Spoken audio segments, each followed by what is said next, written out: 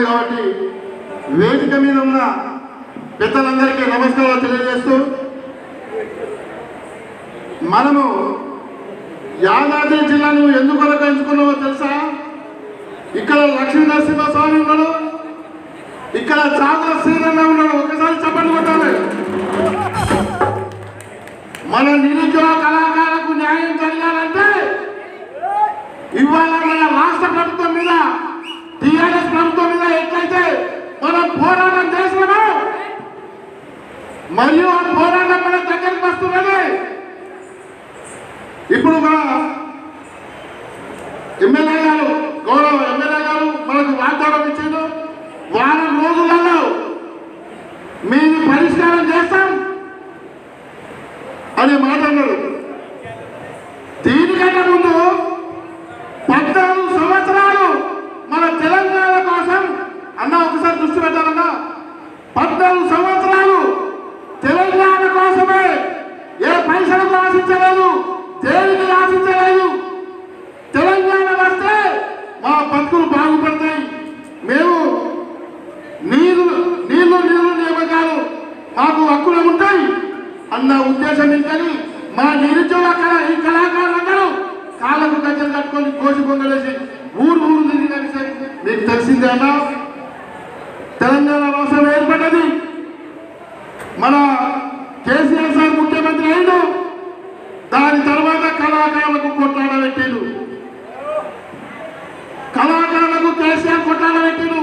అప్పుడు కళాకారులు అందరం ఒకటే ఉండే, ఒక సారథి ఏర్పాటు చేసి 550 మంది కళాకారులకు ఉద్యోగాలు ఇచ్చి 1000 మంది కళాకారుల ఫోటో పెట్టిండు. 550 కళాకారుల వల్ల ఒక 350 మంది పేరు కళాకారులు ఉన్నారు. తప్పు కొట్టుడు తెలియదు, పాట పాడు తెలియదు, డాన్స్ తెలియదు, ఏమి తెలియదు. అటువంటి వాళ్ళకు మన రసమైన సంస్కృతిక సాధి చైర్మన్ నియామకం అయినాక ఆ కళాకారులకు ఇవ్వడం జరిగింది.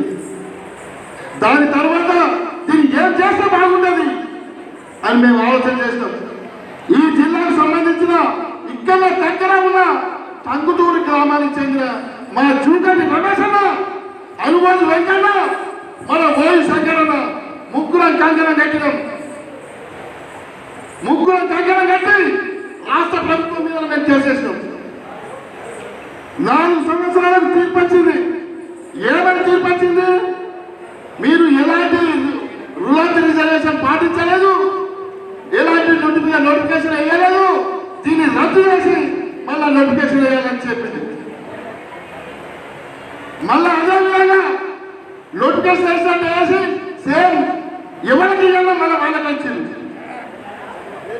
అన్న ఒక్కసారి మీరు గ్రహించుకోవాలన్నా, ఎవరినైతే అప్పుడు సెలెక్ట్ చేసిందో నోటిఫికేషన్ వేసి మళ్ళీ వాళ్ళకి ఇచ్చింది.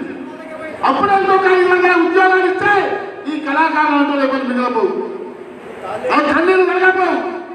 ఇదంతా మేము గ్రహించుకొని మన మంత్రి శ్రీనివాస్ గౌడ్ శ్రీనివాస్ గౌడ్కే అసలు వ్యక్తం అయితే రవీంద్ర భారతిని వేదిక చేసుకొని నిరుద్యోగ కళాకారులందరం ఏకమై శ్రీనివాస్ గౌడ్ అడిగితే మీకు ఒక వారం రోజుల్లో మీకు మళ్ళా అదే నోటిఫికేషన్లో మీకు ఉద్యోగాలు ఇస్తారని అదైంది. అంతలో హుజరాబాద్ ఎలక్షన్లు అయినాయి. హుజరాబాద్ ఎలక్షన్లో అక్కడ మేము పోరాటం చేస్తే మీకు కళాకారులకు ఉద్యోగాలు ఇస్తారని అక్కడ మాట తప్పారు. మునుగోడు వేయడం, మునుగోడు కూడా మాట తప్పారు. నాగార్జున సాగర్ వేయడం, అక్కడ మాట తప్పారు. దుద్దల వేయడం, అక్కడ మాట తప్పారు. తప్పిన తర్వాత ఈ ప్రభుత్వం మనకు పనిచేయదు, ఈ ప్రభుత్వం మనం పనిచేయదు, మన కాంగ్రెస్ పార్టీని గెలిపించుకోవాలి అని నిరుద్యోగ కళాకారులు అందరం ఒక రూపాయి లేకుండా నిరుద్యోగ కళాకారులు కాంగ్రెస్ పార్టీ చేసిన వల్ల 6 నెలలకు ఇంకొక సంవత్సరానికి మన ఎమ్మెల్యే ఎలక్షన్ ఎట్లా చక్కగా గాంధీ భవన్ మీద గాంధీ భవన్ పోయి 15 రోజులు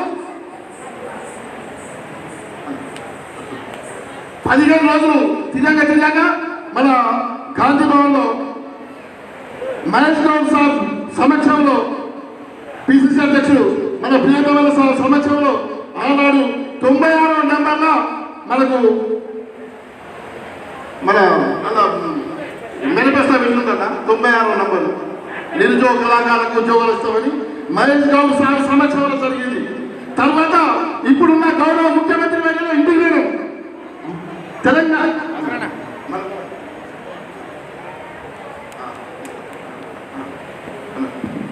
వారం రోజులకి ఇస్తామన్నారన్నా.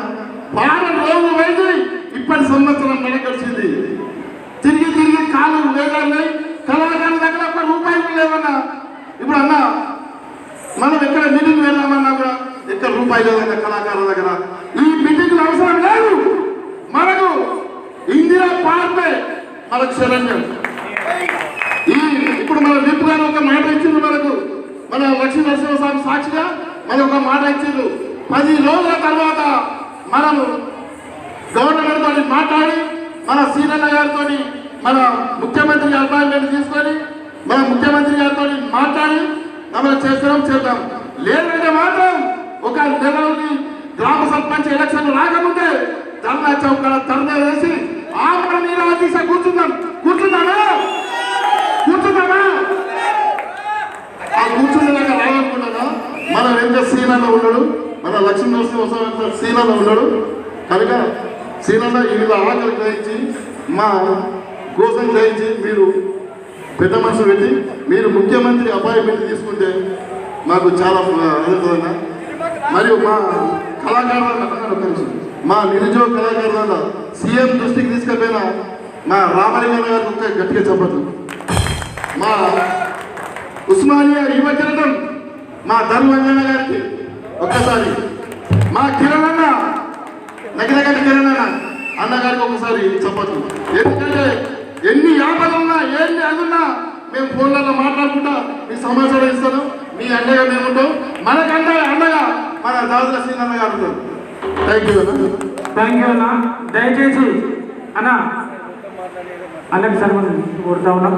దయచేసి సమయాన్ని దృష్టిలో పెట్టుకోవాలి.